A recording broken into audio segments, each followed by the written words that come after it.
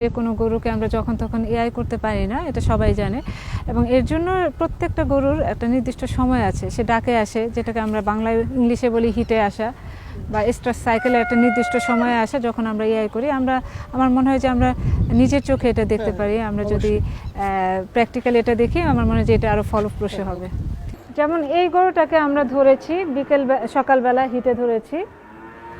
এখন যেহেতু নিয়মটা হচ্ছে যে হিটে আসার পরে আমরা 8 থেকে 16 ঘন্টার ভিতরে এআই করব, যে কারণে এই গরুটাকে সকালে হিট ধরার পরে বা স্ট্রেসে আসার পরে আমরা কিন্তু এখন ওকে চেক করব যে আসলে তার ভিতরের অবস্থানটা যেরকম আছে, ওভারি প্লাস ইউটেরাস, ওটাকে সিমেন্ট করার সে উপযুক্ত, ইনসেমিনেট করার উপযুক্ত কিনা।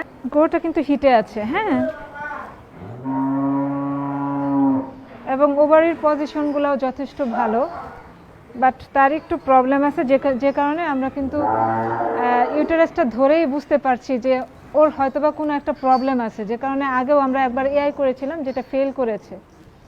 আমরা যেটা করি যে 2 বারের বেশি যখনই সে ডাকে চলে আসে, বাট এআই করার পরেও সে কনসিভ করে না। এখন আমার মনে হচ্ছে যে তার ভিতরে, ইউটেরাসের ভিতরে সামান্য একটু ইনফেকশন আছে। এটাকে আমরা কিন্তু আবার একটু, যেটাকে সাকশন বলা হয়, সাকশন করে দেখব যে আসলেই তার ইনফেকশন আছে কিনা। যদি মনে হয় যে ইনফেকশন আছে, তাহলে আমরা একটা ভিতরে ট্রিটমেন্ট করে দিব, অ্যান্টিবায়োটিক দিয়ে ওয়াশ দিয়ে দিব, ঠিক আছে। এরপরের হিটে আমরা এআইটা করব।